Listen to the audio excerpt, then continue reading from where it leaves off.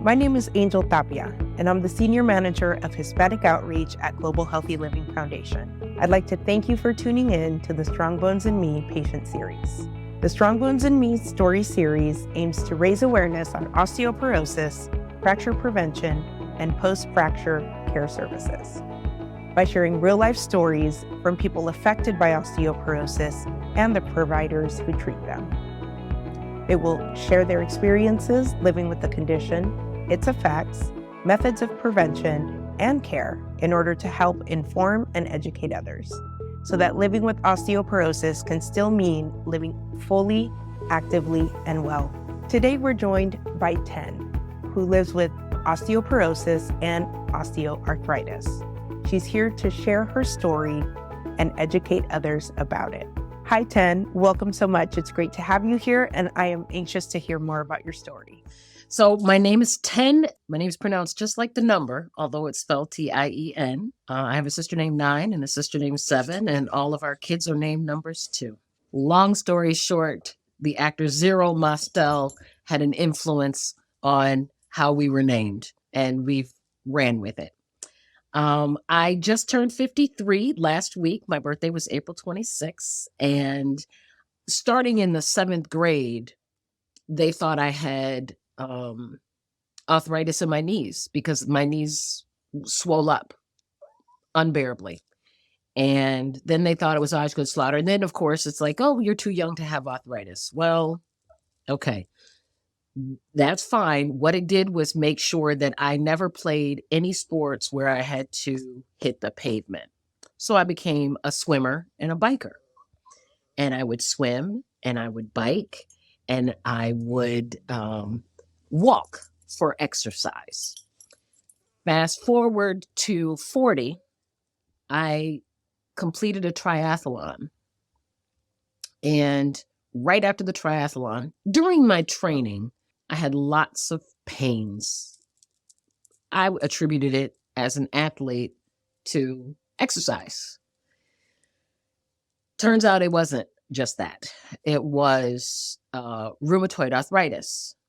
In the diagnosis of rheumatoid arthritis, they also were like, by the way, osteoarthritis. So I was like, oh, well, yeah, that makes sense. So osteoarthritis, rheumatoid arthritis, and then, oh, by the way, you also have osteoporosis. So my bones, I don't want to say they haven't been my friends, but I've experienced a lot of fractures, whether it's toes or feet. It's been my legs, it's been my toes and my feet pretty consistently for the last 8 years, probably once every 2 years, something fractures. Whether it's just stepping off a step or stepping up a step. I've actually cracked bones stepping up steps. So it's been a long, winding road. So you've had this journey experience since very young, and I know it's affected sports in your youth, but how has living with osteoporosis affected just your daily life since then? So once I had bilateral knee replacement. I want to say it's probably about 6 or 7 years now. It had been a long time coming, and I had needed it in my 30s. But of course, in your 30s, they say you're not old enough to get the replacements. You get to your mid 30s, you're not old enough for replacements. And in the meantime, I'm doing all I can, but I had excruciating knee pain, knee swelling, lots of fluid buildup, and I would just swim and I would bike and I would walk. And it got to a point where it was so bad that I couldn't walk. So even the activities of daily living, like walking, became very, very difficult. And it wasn't until I was falling down while walking that they said, oh, okay, well, we might as well give them to you. So I was in my 40s, but it took them that long to go ahead and give me those. Walking is still, it is, I will call it an adventure, because sometimes I can go out. Maybe I'm going to the grocery store and I can start off fine. And I can go into the grocery store and I can say, oh, I feel good enough to walk in the grocery store, and I can get to the back of the grocery store. And then my legs are like, you can't walk anymore. So even those small activities, getting in and out of the car can be still, even with brand new knees, it can still be like, it can be tricky. Walking is still one of the things that I want to be able to do it like, yeah, I can go for a walk. And I really wish I could, yeah, go for a walk. But that's really hard. And so when I go to the airport, I'm one of those people that needs the wheelchair a lot of times because I don't know how much walking I'm going to be able to do, depending on whether my legs are going to cooperate. And I look fine. You can't tell anything is wrong with me. You would not look and say, she's got the bones of an 85-year-old. It's so impactful to hear you talk about just seeing it as an adventure to go to the grocery store and walk from the front of the store to the back of the store, something that I think many of us, take for granted or we don't think about. But just the consideration that you need to have because of the preparedness to make sure that you prevent a fracture. In your history, can you tell us how many fractures you have experienced due to osteoporosis? So it was tarsals, metatarsals, and x-rays because once I went down, it was swollen. And then, if the swelling doesn't go down after, taking my regular pain meds and putting ice on it, then it's like, okay, we'll go get it x-rayed. And even when you go get the x-rays, they're like, yeah, okay, it's broke. There hasn't been any, oh, we're going to reset it. It's like, here, put on a boot, stay off your foot. And that's it. Because it's just because they're bone on bone and then easily breaking. And so the repair, it's got to do it itself. So me and calcium and vitamin D, we're good friends. Vitamin C, I try and get enough sun. Try and help my body. But until they come up with a cure for it, like, okay, we can stimulate your body to make enough. We can make enough. All the leafy greens in the world aren't going to do it.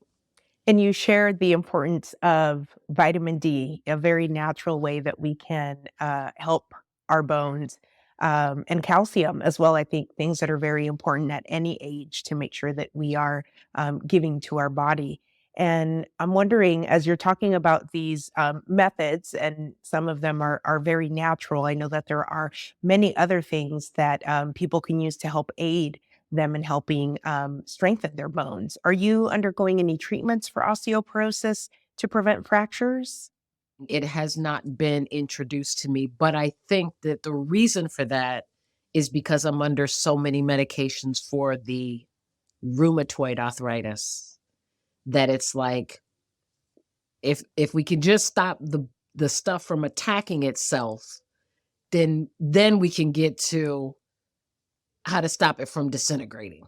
So I don't know that it's like it to me, it seems like it hasn't been emergent enough by itself, given the RA. But the combination of the two, it's wreaked havoc for sure.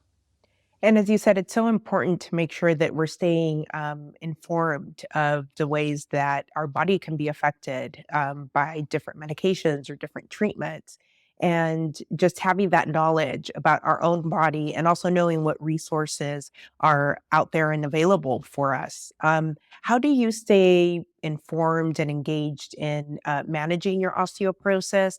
Are there any resource groups or networks that you're a part of or that you find particularly helpful? I have not engaged with a lot of network support for osteoporosis. It's probably been because I'm so young, and I feel like, so an example, if I go to a yoga class that is specifically for, gentle yoga, that's with the chair, and I'm in a room full of people that are all in their 70s or 80s. And I'm trying to do the same thing that they're trying to do, but I look like this. It feels weird. So I think I've probably stayed away from other areas where it would be talked about because I feel like I'm too young to be talking about it. Like, and I've probably separated myself, unfortunately. So I haven't looked for any resources. I have been, however, very engaged in the RA and osteoarthritis community, but not osteoporosis. And thank you so much for sharing that. It's a very honest answer. I think we can all agree that when we're first diagnosed with something, there is a vulnerability and a fear that comes along with it. So looking for the resources can be challenging at the beginning. And I think that's why we're creating this program, to be able to have education, tools, tips, and sharing stories like yours for those that are newly diagnosed and learning about their condition. I do want to ask, prior to your first fracture, were you aware of your risk for developing fractures because of osteoporosis? I definitely would have appreciated being told that my chances of having fractures has gone up exponentially, whatever that percent is. And for things like, being careful when you're going up and down steps, you can take steps for granted because you've been doing it. But miss a piece of a step going, and my thing has been going up steps. That's been where I come to think of it. I broke the finger because I fell. I broke my finger too, falling up the steps. But it's the small things that you really have to pay attention to, because you take for granted being able to just walk like you've been normally walking, and and you don't think about it until you've had a couple of spills, and then you're saying to yourself, "Oh, I need to watch every single step when I go down." So if someone had said to me then, Look, your risk for breaking things is gone up exponentially when you're going up and down your steps, because if you live in Philadelphia, chances are you live in a row home, and we have 3 stories of steps. So there's steps to get into the house, steps to go upstairs to the bedrooms, and steps to go down into the basement. There's steps everywhere. It's If they would have just said, watch it, watch the steps. Or if you're looking for a new house, go look for a rancher. Because you want to be able to be safe.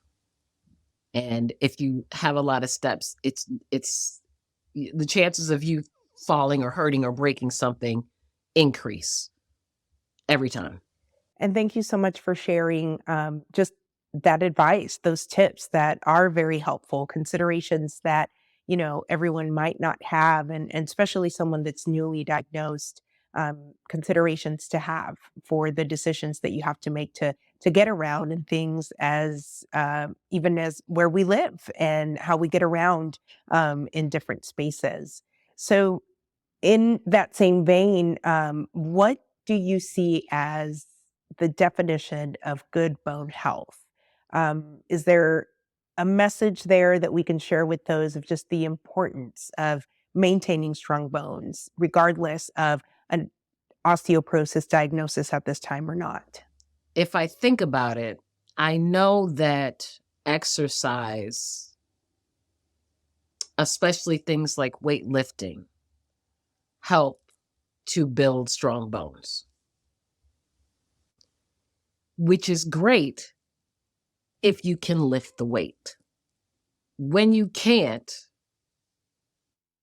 and you try to do things that you know are healthy, but your body won't allow you, I guess the thing is, don't give up. Don't give up. Eat foods that are healthy, do your best to stay away from things that are inflammatory foods, because what you're putting into your system makes it either appreciate what you put in or having to fight what you put in. Now, I believe in eating cake, right? I love brownies. I have a sweet bread, you know, love of sweet bread. But if I put into my system the foods that help give me calcium, the juices, the milks, and I don't drink a cow's milk, but I drink, oat milk and almond milk, and and if it's fortified and has extra calcium or vitamin D, then yes, those are the ones that I want to drink. Same thing with orange juice if I'm gonna drink it. Foods, if I'm paying attention, I eat foods that are gonna help, just like when you've got a little kid and you tell them you want to eat this food, to build strong, healthy bones, that the strong, healthy bones need to keep being built because your body is still here and it's alive and it still needs all those supports. I think if you cannot exercise in any way, shape, or form because of whatever restrictions your body is on, at least do something like breathing. We take breathing for granted too. Taking deep breaths can be really good to calm your system, give it a chance to relax, rest, recuperate, sleep. Sleep. It's one of the most underrated tools for healing that we can do. Thank you so much, Tien. It's been great to hear your story and learn about your history and your patient journey. Thank you again for tuning into the GHLF Strong Bones and Me story series. There's a lot of power in knowledge sharing, especially from different cultures and walks of life. And we hope these stories could help all of us remember that strong bones means a strong me.